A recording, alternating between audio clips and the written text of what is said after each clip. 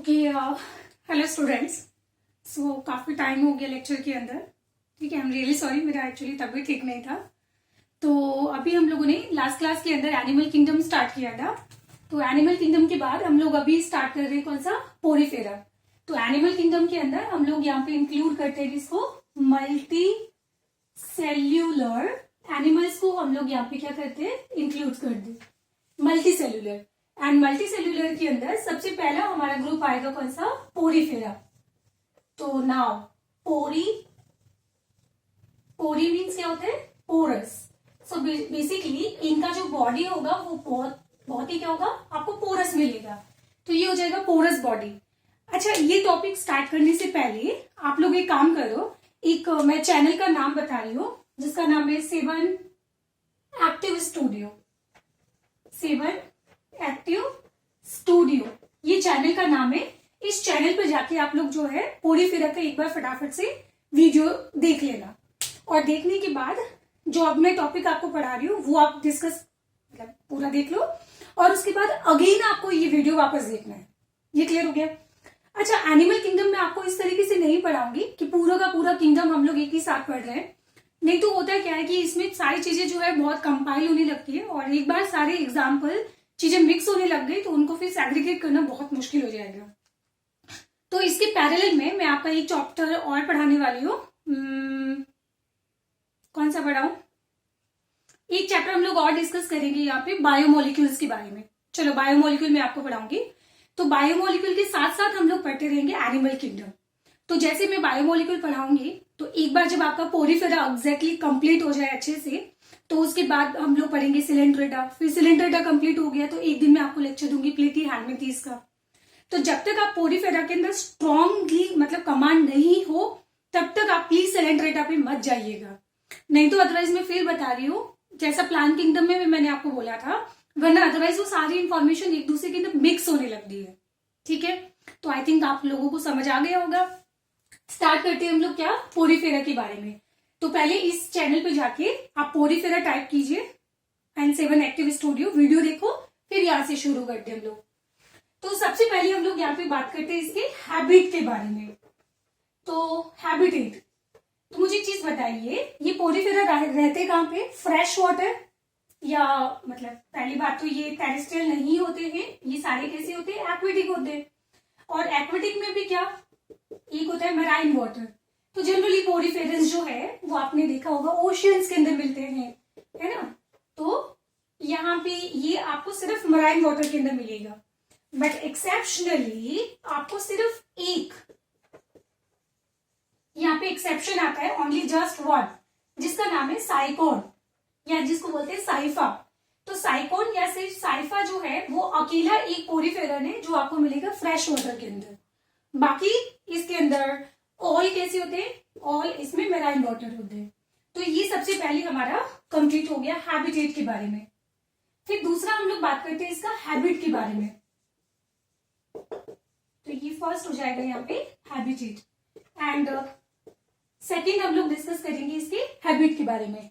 तो हैबिट का मतलब यहाँ पे होता है कि ये आपको ओशियंस में तो मिलेंगे, बट ये आपको फ्री फॉर्म में मिलेंगे या फिक्स्ड फॉर्म में। तो पहले जब इन लोगों को पोरीफेरा को जब डिस्कवर किया गया था तो ये ओशियन के नीचे बॉटम के अंदर एक फिक्स मिलते थे, ससाइल मिलते थे। बाद में उनको पहले पता है साइंटिस्ट ने इसको गलती से प्लांट किंगडम के अंदर इंक्लूड कर दिया था। फिर बाद में उनको पता चला कि ये नो डाउट ओशियन के बॉटम के अंदर ससाइल है, फिक्स है, पर इसका मतलब ये प्लांट नहीं है। बाद में पता चला कि ये क्या होते हैं, एनिमल्स होते हैं। तो इसका हैबिटेट क्या होगा, इसका हैबिटेट होगा कि ये ससाइल होते हैं, ये एक जगह पे क्या होते हैं, फिक्स्ड होते हैं, ये मूव नहीं करते। ठीक है, तो ये इसका हैबिट हो गया। फिर थर्ड हम लोग इसका बात करेंगे बॉडी प्लान के बारे में, सॉरी बॉडी फॉर्म के बारे में। हाँ, तो इसकी जो बॉडी फॉर्म होती है, अगर आप इसका डायग्राम देखोगे तो आपने शायद अभी वीडियो देखा होगा इसका, तो उसमें आपने देखा था कि ये सिलेंड्रिकल भी होते हैं और इनका शेप जो होता है वो इरेगुलर होता है। एक इंपॉर्टेंट चीज सुनो कि ये जो पोरीफेरा होता है इनको हम लोग बोलते हैं पैराजोआ। क्या बोलेंगे इनको, पैराजोआ। देखो एनिमल किंगडम में जहां पे मल्टी सेल्यूलर एनिमल्स होते हैं, मल्टी सेल्यूलर एनिमल्स के लिए हम लोग टर्म यूज करते हैं Metazoa. Protozoa means unicellular animals, Metazoa means multi cellular animals, protozoa, Metazoa, unicellular, multi cellular. But यहाँ पे मल्टी सेल्यूलर का मतलब होता है कि यहाँ पे सेल्स मिलके टिश्यू बना रहा है। पर प्रॉब्लम ये है कि पोरीफेरा के अंदर सेल्स ने एग्रीगेट तो किया है, बट यहाँ पे सेल्स जो है हर एक इंडिविजुअल सेल अपना इंडिविजुअल फंक्शन परफॉर्म कर रही है।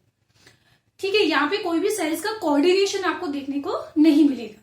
जैसे आप इमेजिन कीजिए कि सपोज करो अमीबा, जो प्रोटोजोअन्स होते हैं ना, उन सबको एक ग्रुप के अंदर ढेर बना दो, बस ये बन गया प्रोटोजोआ, सॉरी बन जाएगा पोरीफेरा। मतलब यहाँ पे हर एक सेल जो है उसका सेल्फ आइडेंटिटी है, वो किसी और के साथ में कोऑर्डिनेट बिल्कुल भी नहीं कर रही है। लाइक रेस्पिरेशन, एक्सक्रीशन, सर्कुलेशन, वो सब खुद अपने ऊपर डिपेंडेंट है। सो दैट्स वाई हम लोग बोलेंगे कि पैराजोआ के अंदर सिंस यहाँ पे टिश्यू फॉर्म नहीं हो रहा है, और जब टिश्यू फॉर्म नहीं होगा तो आप इसको सिंपली क्या बोलोगे, इसको सिंपली हम लोग बोलेंगे पैराजोआ। क्लियर? तो इसका जो बॉडी फॉर्म होता है वो बॉडी फॉर्म आपको कैसा मिलेगा, सेल्यूलर लेवल, और ये मैंने शायद आपको बताया भी था, सेल्यूलर लेवल। सबसे पहले टिश्यू कहां पे बना था, पोरीफेरा के बाद में सिलेंड्रेटा, सिलेंड्रेटा के अंदर क्या बनेंगे, टिश्यू बनेंगे। अभी सिर्फ यहाँ पे हर एक इंडिविजुअल सेल्स जो है वो अपना सिंपल वर्क कर रही है। यहाँ पे सेल्स मिलके जो है वो टिश्यू या फिर ऑर्गन सिस्टम ये सब नहीं बनता है। सो दैट्स वाई हम लोग यहाँ पे बोलेंगे कि यहाँ पे हमें कोई भी टिश्यू नहीं मिलता है। सो दैट्स वाई ये एग्जैक्टली प्योर मेटाजोआ तो नहीं है। ये कैसे होते हैं, पोरीफेरा होते हैं, पैराजोआ। जी क्लियर? उसके बाद पॉइंट नंबर 4 आता है यहाँ पे सिमेट्री के बारे में। क्या बात आती है, सिमेट्री। एक मिनट, सॉरी मैं बॉडी फॉर्म की बात कर रही थी। तो इसका बॉडी अगर आप देखोगे तो आपको कैसा दिखाई देगा, इसका बॉडी आपको दिखाई देगा सिलेंड्रिकल इरेगुलर, जो आपको वीडियो में दिखा होगा, सिलेंड्रिकल, एंड आपको दिखाई देगा यहाँ पे कैसा, irregular, cylindrical irregular and vessel like, tube like, vessel या फिर हम बोल सकते हैं क्या, ट्यूब लाइक इसकी बॉडी आपको दिखाई देती है। तो ये तो हो जाएगा इसका बॉडी फॉर्म। नेक्स्ट 4th आ जाएगा इसके अंदर सिमेट्री। तो एक कॉमन सेंस यूज करो बेटा, अभी आपने बोला है कि इसका बॉडी कैसा है, इरेगुलर है, एंड इरेगुलर बॉडी होने की वजह से इसका कोई भी ऐसा प्लेन नहीं होगा जहां से काटने पर आपको इसकी बॉडी के 2 इक्वल हाफ मिलेंगे।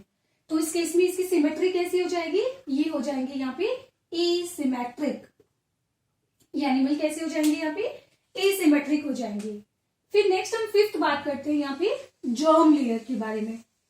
तो यहाँ पे इसके अंदर आपको 2 जर्म लेयर मिलेगी। एक काम करती हूँ, पहले मैं आपको इसका डायग्राम समझा देती हूँ, उसके बाद में एक्सप्लेन करती हूँ कि क्या है ये ना। चलो, तो अब एक और चीज,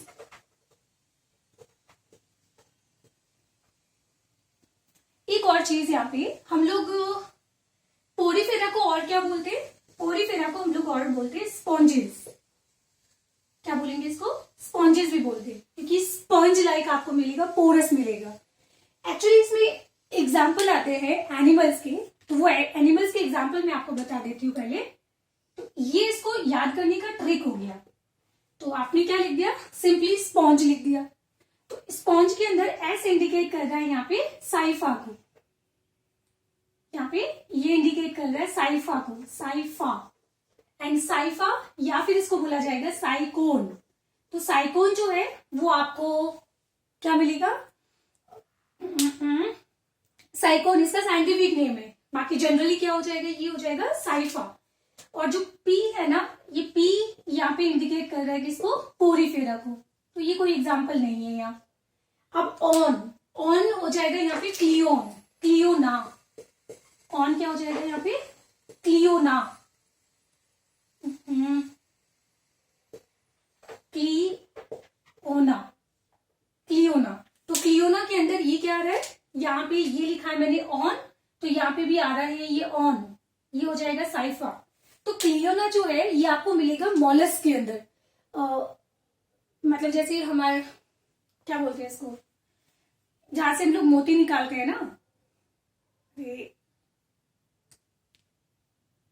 अब मुझे नाम क्यों याद नहीं आ रहा है, स्नेल वगैरह आते हैं जिनके अंदर, अरे जिसमें से हम मोती निकालते हैं, तो बेसिकली उनकी जो शेल होता है, ठीक है, तो उन शेल के अंदर ये क्या करता है, ये कर देता है पोर्स, ये हालांकि खराब होता है, खैर इसको छोड़ो, काम का नहीं है। फिर जी से हम बात करेंगे यहाँ पे,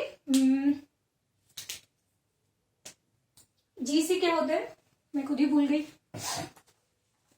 जी से यहाँ पे आपका हो जाएगा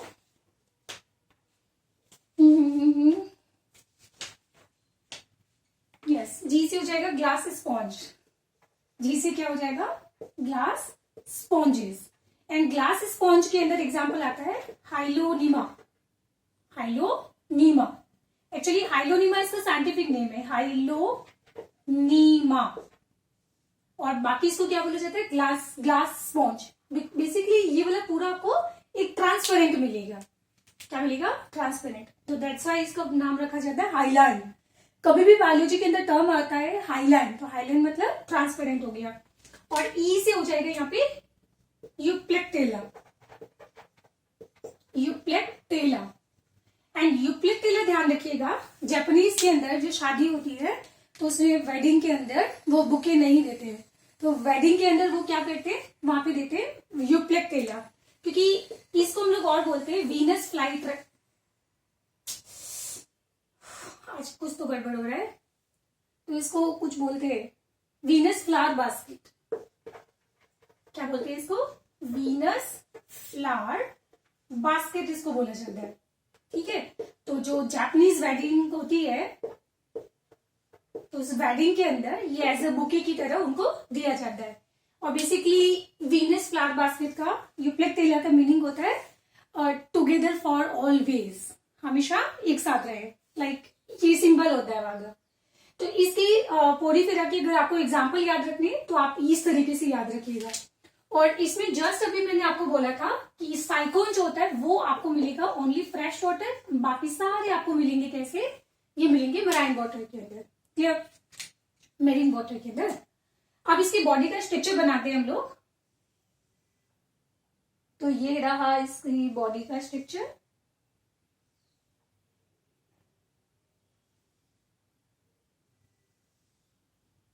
ठीक है, तो ये एक सरफेस के साथ में क्या होते हैं, अटैच्ड मिलेंगे आपको, ठीक है। तो ये तो क्या हो गया, सबस्ट्रेटम हो गया, एंड सबस्ट्रेटम नीचे सरफेस के साथ में ये क्या मिलेंगे आपको, फिक्स्ड मिलेंगे, अटैच्ड मिलेंगे, ठीक है। अब इसकी बॉडी के अंदर हम क्या बोलते हैं कि ये सिर्फ और सिर्फ क्या होता है, सेल्स का एक एग्रीगेट है, मतलब आप बहुत सारी सेल्स को क्या कर दो, जोड़ के एक ढेर बना दो बड़ा सा, तो ये जस्ट एक सेल्स का ढेर है बेटा। और आपको जहां तक शायद याद होगा, मैंने बहुत टाइम पहले आपको एक वीडियो शेयर किया था जिसमें एक साइंटिस्ट क्या कर रहा था, इस पोरीफेरा के साइड में यहाँ पे एक इंजेक्शन से क्या किया था, उन्होंने एक डाई स्प्रेड की थी, और आपने देखा था कि वो डाई यहाँ से फिर क्या हो रही थी, ग्रीन कलर की बाहर आ रही थी। अगर आपने नहीं देखा है तो वापस वीडियो देख लो, ठीक है, तो पुराना मैसेज कहीं पड़ा होगा वो। अब देखो इधर, बेसिकली ये इसका जो बॉडी होता है, इस बॉडी के अंदर आपको यहाँ पे दो लेयर्स मिलेगी, एक मिलेगी आपको एक्टोडर्म और एक आपको मिलेगी यहाँ पे क्या, एंडोडर्म। तो ये कैसे हो जाएंगे, ये हो जाएंगे डिप्लोब्लास्टिक, तो एक्टोडर्म और एंडोडर्म, और इनके बीच में यहाँ पे आपको एक ट्रांसपेरेंट लेयर मिलेगी जिसको हम बोलते हैं मीजोकाइन। क्या बोलेंगे, मीजोकाइन। और मीजोकाइन ध्यान रखना एक लिविंग सेल्स नहीं है, एक लिविंग लेयर अगर होगा तो फिर आप इसको लेयर कंसिडर करोगे। बस ध्यान रखना कि ये ट्रांसपेरेंट एक नॉन लिविंग लेयर होता है, सो दैट्स वाई इसको हम लोग कोई भी जर्म लेयर के अंदर कंसिडर नहीं करते हैं। ये क्लियर हो गया। अब इसको पोरीफेरा कहने का रीजन क्या होता है, क्योंकि इसकी बॉडी के अंदर आपको यहाँ पे बहुत सारे पोर्स मिलेंगे, देखो कैसे, लाइक दिस।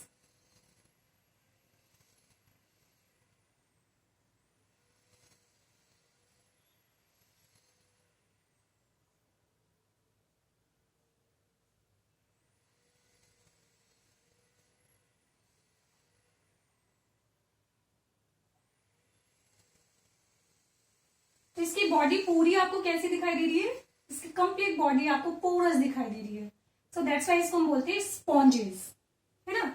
और ये वाली जो इसकी बॉडी के अंदर जो पोर्स होते हैं इनको हम बोलते हैं ऑस्टिया। तो ये ऑस्टिया यहाँ पे किसका रोल प्ले कर रहे हैं, यहाँ पे ऑस्टिया रोल प्ले करेंगे माउथ का। नाउ क्यों, क्योंकि एक्चुअली जो वाटर होता है ये वाटर यहाँ से एंटर होता है एंड देन यहाँ से वाटर जो है वो यहाँ से बाहर निकल जाता है। तो इसका मतलब यहाँ से कंटिन्यूअसली इन सारे पोर्स से क्या होगा, वाटर एंटर हो रहा है। जो मैंने आपको एक वीडियो शेयर किया था, शायद आपने देखा होगा अच्छे से, तो इसमें ग्रीन कलर की जो डाई है वो डाई इसमें विद इन सेकेंड्स, मतलब विद इन मिनट्स जो है वो सारी की सारी बाहर आ रही है। तो ये ऑस्टिया जो है वो यहाँ पे रोल प्ले कर रहे हैं माउथ का। तो इसका मतलब सोचो इसकी बॉडी के ऊपर कितने सारे माउथ है, ठीक है। बट बेटा इसके अंदर जहां से वाटर बाहर निकलेगा इस पार्ट को बोला जाएगा ऑस्कुलम। तो ये वाला एक बड़ा सा जो पोर है इसको हम बोलेंगे क्या, osculum. And osculum is just like anus. तो इसके पास मुंह तो बहुत सारे होते हैं बट एनस इसके पास जस्ट वन। तो ऑस्टिया तो इसके पास बहुत सारे होंगे बट एनस जस्ट इसमें क्या होगा, वन। इसको एनस लिखना नहीं है बेटा, बट मैं समझाने के लिए ऐसा बोल रही हूँ। अब देखो यहां भी मैम ये सेल्स कहां पे होती है, तो ये इसके बीच में आपको गैप दिखाई दे रहा है, ठीक है। ये जो डॉट डॉट है ना बेटा, ये डॉट डॉट क्या है, यहाँ पे सेल्स।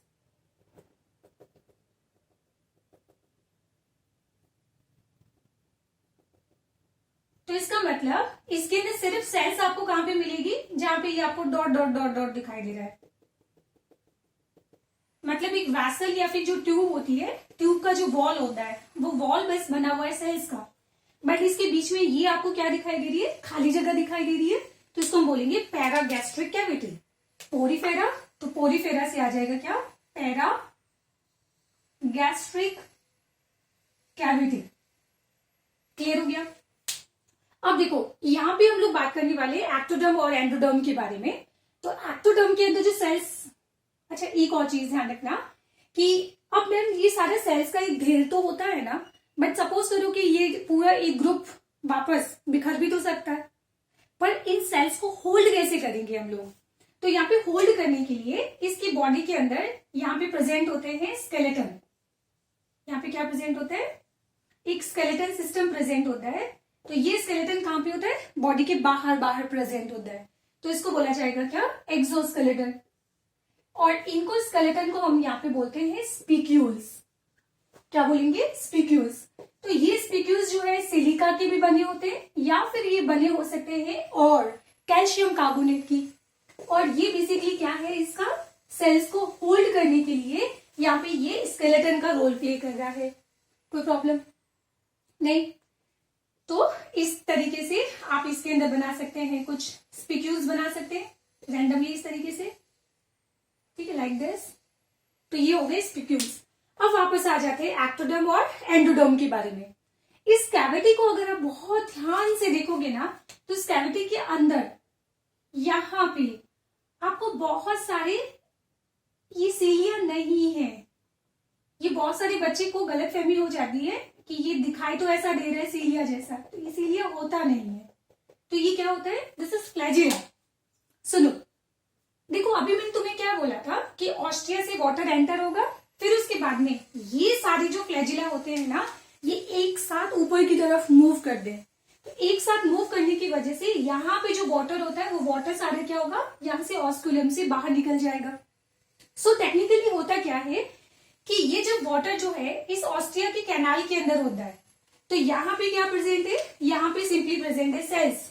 तो वो सेल क्या करेगी, यहाँ से फूड तो गेन कर लेगी, ऑक्सीजन भी यहाँ से गेन कर लेगी, एंड जो भी वेस्ट होगा वो वेस्ट जो है इस वाटर के अंदर डाल देगी, एंड जो मतलब जो भी CO2 है वो वापस, एंड ये वाटर कहां पे आ जाएगा, यहाँ आ जाएगा।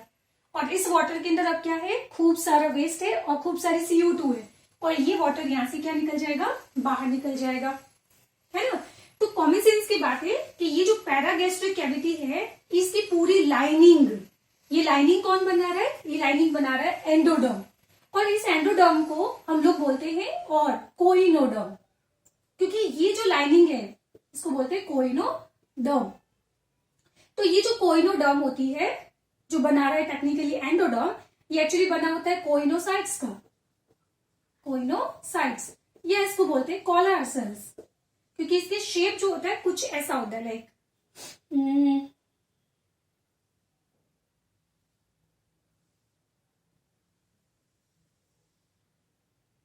ये इसका न्यूक्लियस हो गया, और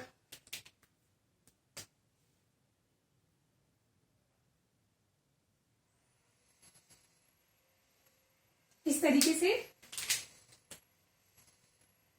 इसके अंदर प्रेजेंट होता है कॉलर, और इसके अंदर यहां पे ये एक प्रेजेंट होता है फ्लैजिला।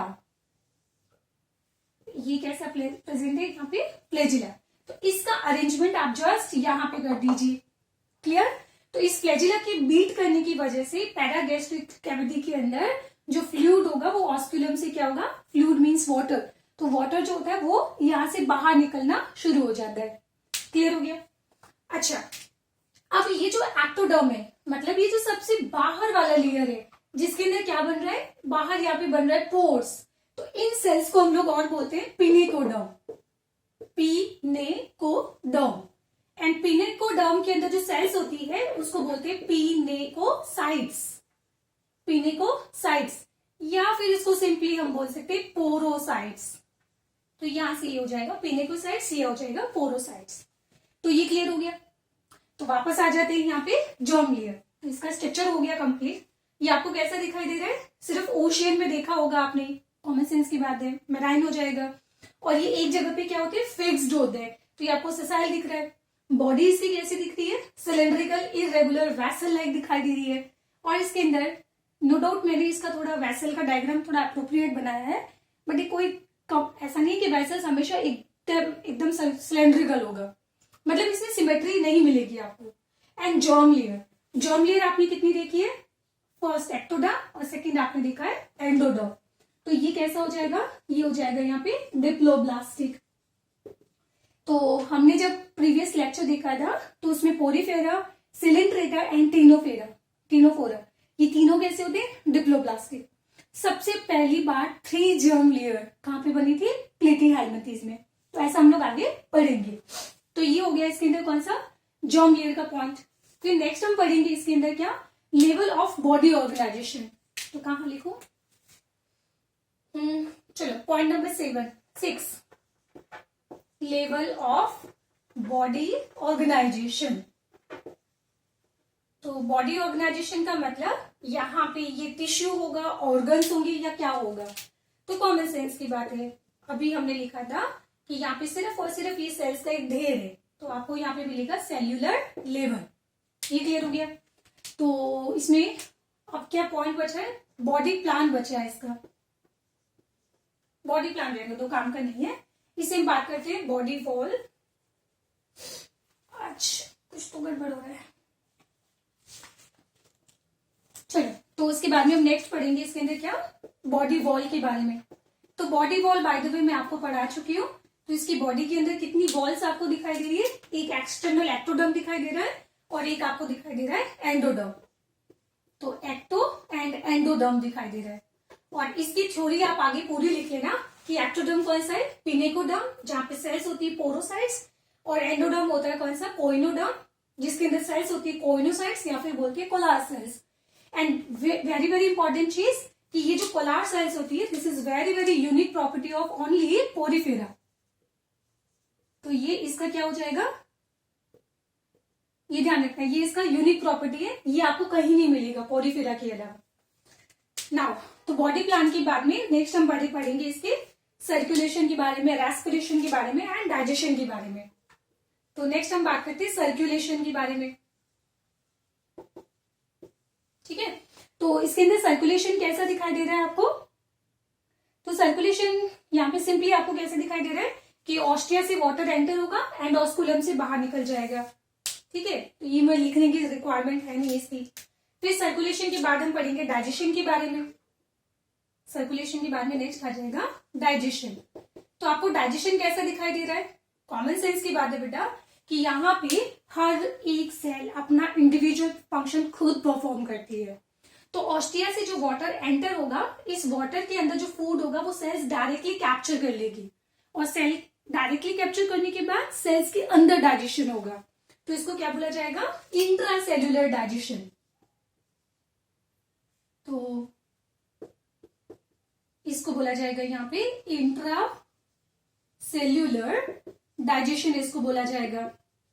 फिर उसके बाद डाइजेशन कंप्लीट हो गया, देन हम पढ़ेंगे रेस्पिरेशन के बारे में। ठीक है, तो विदाउट ऑक्सीजन जो है ये सरवाइव नहीं कर सकते हैं। तो कॉमन सेंस की बात है कि ये कैसे होते हैं, एरोबिक होते हैं। देखो एंटायर एनिमल किंगडम जो है, अब एनारोबिक टर्म हम बहुत ही रेयर यूज करेंगे, बाकी कैसे होते हैं, एरोबिक होते हैं। चलो फिर एक्सक्रीशन क्या होगा, तो जैसे हम लोगों ने जस्ट प्रीवियस चैप्टर पढ़ा था, तो पोरीफेरा जो है वाटर में रहते हैं, और वाटर में रहने वाले मोस्टली ऑर्गेनिज्म जो है वो रिलीज करते हैं अमोनिया। तो यहाँ पे एक्सक्रीशन आपको कैसा मिलेगा, तो ये अमोनिया रिलीज करते हैं, मतलब ये हो जाएंगे यहाँ पे अमोनोटैलिक। ये कैसे हो जाएंगे, यहाँ पे अमोनोटैलिक हो जाएंगे। देन उसके बाद में नर्वस सिस्टम, तो नर्वस सिस्टम इनके अंदर डेवलप ही नहीं हुआ। ठीक है, सबसे पहली बार नर्वस सिस्टम जो है वो डेवलप हुआ था प्लेटीहेल्मिन्थेस के अंदर। ठीक है, चलो मैं लिख देती हूँ। तो यहाँ पे नर्वस सिस्टम क्या होगा इसके अंदर, ये मिलेगा यहाँ पे एब्सेंट। कौन समझ आ गया। तो इसके बाद हम लोग अब बात करते हैं इसके रिप्रोडक्शन के बारे में। तो पोरीफेरा के अंदर आपको ई सेक्सुअल रिप्रोडक्शन भी मिलेगा एंड सेक्सुअल रिप्रोडक्शन दोनों मिलेंगे। और इसका जो ई सेक्सुअल रिप्रोडक्शन है वो क्लास 12 के फर्स्ट चैप्टर के अंदर फिर वापस आएगा। ठीक है, तो इसको ध्यान रखना। तो ये रख कर दो। फिर उसके बाद में लास्ट एक बचा है इसके अंदर रिप्रोडक्शन के बारे में, तो वो सेक्सुअल और ई सेक्सुअल दोनों तरह का रिप्रोडक्शन मिलेगा। क्लियर, तो इसको नोट डाउन कर लीजिए आप लोग।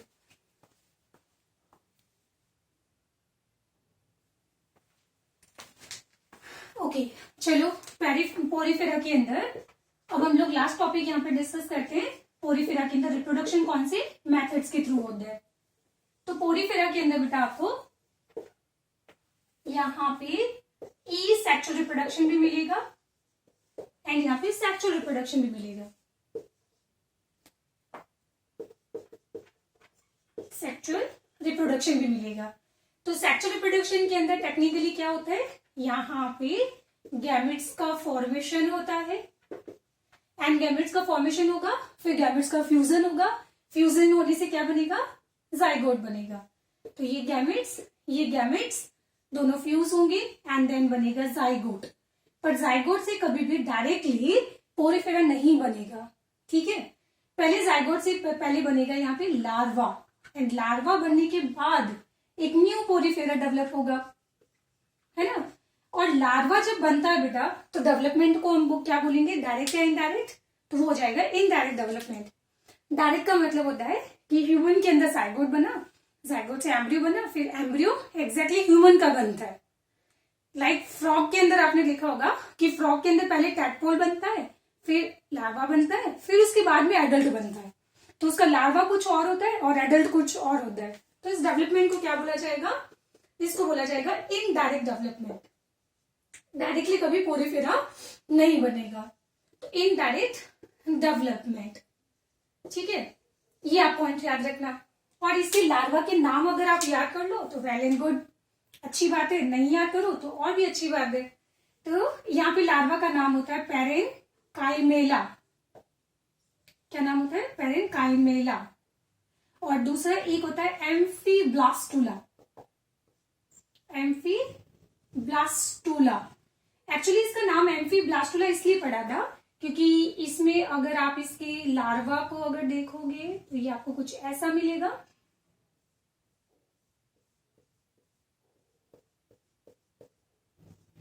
तो एम्फी मीन्स क्या होता है, एम्फी मीन्स बोथ।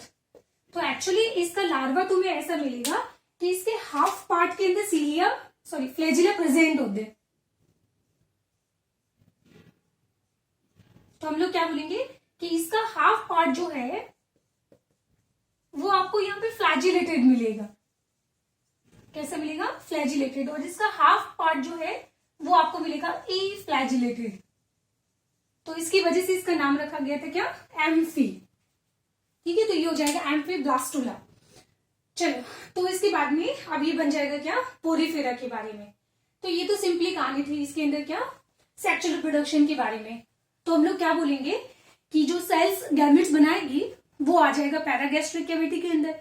फिर पैरागैस्ट्रिक कैविटी से जो वाटर होता है वो बाहर निकल जाता है थ्रू ऑस्कुलम, बट ऑस्कुलम से जो वाटर बाहर निकल गया तो वो वाटर कभी ना कभी एक न्यू पोरीफेरा के अंदर एंटर होगा, और वो एंटर कहां से होगा, ऑस्टिया से। तो ऑस्टिया से जब गैमेट्स एंटर होगा तो एंटर होने पर वहां पे वो फर्टिलाइज हो जाता है एग सेल के साथ में। ठीक है, तो नेक्स्ट हम बात करते हैं सेक्सुअल रिप्रोडक्शन के बारे में। तो यहाँ पे एक आपको मिलेगा फ्रेगमेंटेशन, और फ्रेगमेंटेशन तो हम लोग जानते ही है, अगर पोरीफेरा के मैं 2-3 टुकड़े कर दूं तो हर एक टुकड़ा जो है वापस पूरा एक नया पोरीफेरा बन जाएगा। क्लियर? और ये सबसे ज्यादा आपको मोस्ट कॉमन यहाँ पे मिलेगा, मोस्ट कॉमन आपको टाइप मिलेगा। दूसरा यहाँ पे आता है एसेक्सुअल रिप्रोडक्शन के अंदर जैम्यूल फॉर्मेशन, जैम्यूल फॉर्मेशन। और ये ध्यान रखना आप लोग पढ़ोगे क्लास 12 के अंदर। तो हमारे पास क्या होता है, फ्रेश वाटर होता है, ओनली फ्रेश वाटर जो स्पॉन्जेस होते हैं सिर्फ वही बनाते हैं जैम्यूल। क्योंकि अभी कंडीशन आने वाली है एडवर्स, एंड एडवर्स कंडीशन का मतलब होता है कि वाटर पूरा फ्रीज होने वाला है, विंटर आने वाला है, एंड जब पानी पूरा जम जाएगा तो फ्रेश वाटर जो स्पॉन्ज होंगे वो भी मर जाएंगे।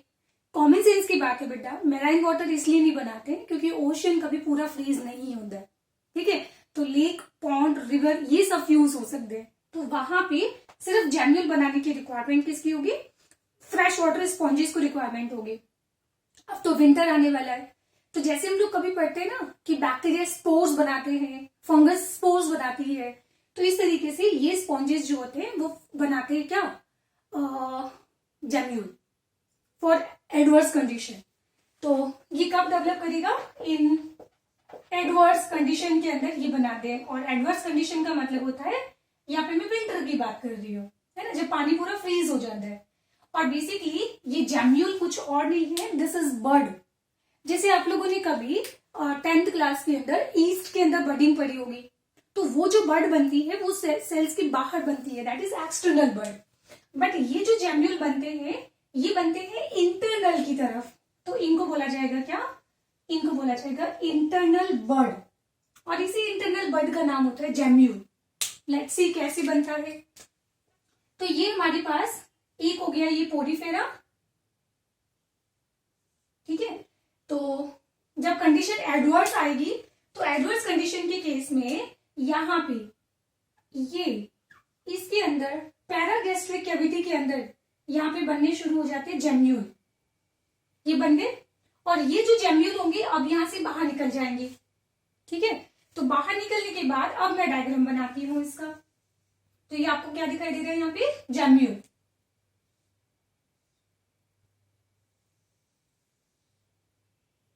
ये हो गया। तो ये इसकी बॉडी का क्या दिखाई दे रहा है आपको, ये वाला बॉडी का वॉल दिखाई दे रहा है। और इस वॉल को प्रोटेक्शन देने के लिए यहां पे प्रेजेंट होते हैं इसके अंदर अगेन स्पिक्यूल्स। ये सेम टू सेम डायग्राम बेटा आप क्लास 12th में भी वापस बनाना है आपको। ठीक है, तो ये ब्लू कलर क्या हो जाएगा, this blue colour is spicules, and spicules मतलब स्केलेटन। और इसके अंदर यहां पे ये जो मैं ग्रीन कलर बना रही हूं, this green colour is archaeocyte. तो जो इसके अंदर टोटीपोटेंट सेल्स होती है, क्या बोला मैंने, टोटीपोटेंट। तो टोटीपोटेंट का मतलब होता है जो टोटल बॉडी बनाने की पोटेंसी जिसके पास होती है, तो टोटीपोटेंसी सेल। और इन सेल्स का नाम होता है आर्कियोसाइट। तो दिस इज आर्कियोसाइट सेल। और ये archaeocyte just like stem cells, stem cells मतलब ये होती है totipotent cells, totipotent cells. Explain करती हूं कैसे। और फिर यहां पे इसके अंदर ये दिखाई देगा आपको क्या, माइक्रोपाइल। तो अब होता क्या है कि जब कंडीशन एडवर्स होगी तो उस कंडीशन में ये जो मेन पोरीफेरा है इसकी डेथ हो जाएगी। और ये जो जैम्यूल है, ये मैंने किसका डायग्राम बनाया है, जैम्यूल का। तो ये जैम्यूल यहां से वाटर के अंदर रिलीज कर दिए जाएंगे। और ये जो जैम्यूल होते हैं ये होते हैं फ्रीज रेजिस्टेंस। ये क्या होते हैं, फ्रीज रेजिस्टेंट होते हैं। तो इसके ऊपर लो टेम्परेचर का कोई इफेक्ट नहीं होगा। एंड देन फिर फाइनली जब एक्वस कंडीशन रहेगी तब तक ये आराम से इसी स्टेज में रहेंगे, और जैसे ही पानी वापस मेल्ट होने लगेगा कंडीशन वापस नॉर्मल आने लगेगी, फेवरेबल आने लगेगी। तो फेवरेबल कंडीशन के अंदर ये जो आर्कियोसाइट्स होती है टोटिपोडेंट सेल्स, ये सेल्स वापस एक पूरा एंटायर एक पोरीफेरा बना देंगे। तो आप लोग ये याद रखना कि एक जेम्यूल से एक पोरीफेरा बनता है, तो 1 gemmule is equal to 1 Porifera. Point समझ आ गया? तो इस तरीके से ये हो गया इसका रिप्रोडक्शन कंप्लीट। तो कोई प्रॉब्लम? अब लास्ट में हम लोग एग्जाम्पल के बारे में बात करते हैं। तो एनसीईआरटी निकालिए सब लोग, मैं भी लेके आती हूँ।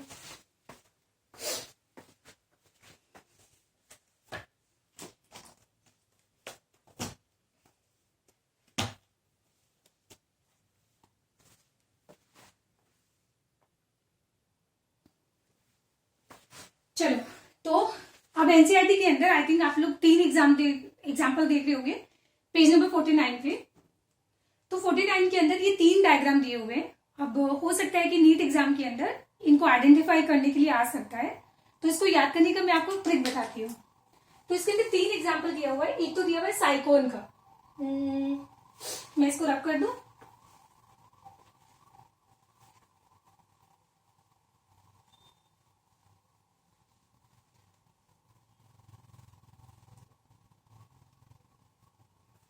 चलो, तो यहाँ पे एक एनसीईआरटी के अंदर डायग्राम दिया हुआ है लाइक इस तरीके से।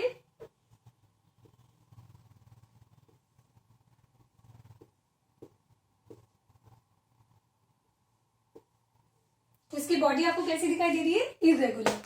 अब इसको याद करने का ट्रिक ये है कि इसकी बॉडी को अगर आप देखोगे तो यहाँ पे ये क्या बन रहा है? कोन बन रहा है। ये क्या बन रहा है? कोन। तो कोन से आप याद रखोगे ये डायग्राम है साइकोन का, ठीक है। साइकोन साइंटिफिक नेम है, या फिर इसको जनरली हम बोलते हैं क्या? साइफा। क्लियर हो गया? चलो, तो ये हो जाएगा। फिर नेक्स्ट हो जाएगा इसके अंदर क्या? नेक्स्ट डायग्राम दिया हुआ है यूस्पोंजिया। क्या दिया हुआ है? यूस्पोंजिया। तो आपको ऐसा नहीं लगता है कि जो सेकंड वाला डायग्राम है लाइक वो कुछ इस तरीके से है?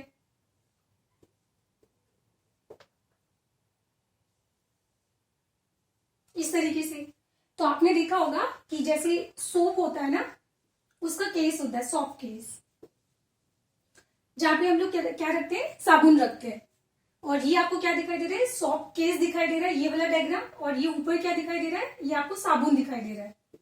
तो ये साबुन जो साबुन के बॉक्स के अंदर रखा हुआ है, केस में जो रखा हुआ है, तो ये डायग्राम है किसका? यहाँ पे यूस्पोंजिया का। और इस यूस्पोंजिया को हम लोग और बोलते हैं बाथ स्पोंज। क्या बोलेंगे इसको? बाथ स्पोंजेस। क्यों? क्योंकि स्पंज नहाने के लिए हम लोग क्या यूज करते हैं? स्पंज यूज करते हैं। और ये आपको डायग्राम कैसा दिख रहा है? सोप लाइक दिखाई दे रहा है, जो सोप केस के अंदर रखा हुआ है। एंड साबुन से हम क्या करते हैं? नहाते हैं, ठीक है। और स्पॉन्ज से भी हम क्या करते हैं? नहाते हैं। तो ये बात ध्यान रखना, साबुन प्लस स्पॉन्ज, तो ये हो जाएगा बाथ स्पॉन्ज, या इसको बोला जाएगा यूस्पोंजिया। याद हो गया? फिर नेक्स्ट एक और थर्ड डायग्राम दिया हुआ है इसके अंदर, बड़ा अजीब सा इरेगुलर सा डायग्राम दिया हुआ है लाइक इस तरीके से, ठीक है। और इसको लिखा हुआ है क्या? स्पॉन्जिला। ये थर्ड डायग्राम किसका हो गया? स्पॉन्जिला, ठीक है। तो ये क्या है? स्पॉन्जिला है ना, तो जीला मतलब गीला, जीला मतलब गीला। तो ये स्पॉन्जेस कैसा दिखाई दे रहा है आपको? गीला स्पॉन्जेस दिखाई दे रहा है, ठीक है। जैसे मान लो सपोज करो साबुन जो होता है उसको हम कभी कभी पानी में छोड़ देते हैं ना, तो साबुन पूरा पानी में छोड़ने पर गीला होने के बाद फट जाता है, फटने के बाद ऐसा इरेगुलर सा दिखाई दे रहा है। तो इसको इस तरीके से याद रख लेना कि साबुन को पानी में रखने पर वो गीला होने पर ऐसा एक इरेगुलर सा शेप हो जाता है, तो इसलिए इसका नाम हो जाएगा क्या? स्पॉन्जिला। और इसके साथ में ये हमारा पोरीफेरा हो जाएगा कंप्लीट। बट इसके बाद में मैं आपको सिलेंट्रेटा अभी नहीं पढ़ाऊंगी, क्योंकि नहीं तो सारी चीजें मिक्स हो जाएगी। तो अब आप एक शांति से काम करो, इसको अच्छे से याद कर लो और बढ़िया से प्रैक्टिस कर लो, और फिर उसके बाद में नेक्स्ट क्लास में मैं आपको पढ़ाऊंगी सिलेंट्रेटा। बट अभी क्लास ओवर नहीं हुई है, अभी हम लोग नया टॉपिक स्टार्ट करने वाले हैं। चलो बायोमोलिक्यूल पढ़ाने वाली हूँ, ठीक है। पर एक बायोमोलिक्यूल पढ़ाने से पहले मैं आपको एक चीज और क्लियर कर देती हूँ। कि बायोमोलिक्यूल जो है आपको सिर्फ सुनना नहीं है, जो भी डायग्राम मैं बोर्ड के ऊपर बनाऊं तो उसको कम से कम आपको डायग्राम बनाना होगा 10 टाइम्स। तो बायोमोलिक्यूल चैप्टर आपके कंट्रोल में आने वाला है, अदरवाइज आप इस चैप्टर को आराम से छोड़ सकते हैं, नहीं तो ये तुम्हारे कंट्रोल का चैप्टर नहीं है। पॉइंट समझ आ गया? क्योंकि यहाँ पे बहुत सारे डायग्राम आने वाले हैं, तो इस चीज के लिए मेंटली प्रिपेयर रहना। मैं मॉलिक्यूलर स्ट्रक्चर की बात कर रही हूँ, ठीक है। तो हालांकि अगर चीजें ऑफलाइन होती तो मैं क्लास में प्रैक्टिस करवा देती, बट अब ठीक है, चुपचाप से सुनो।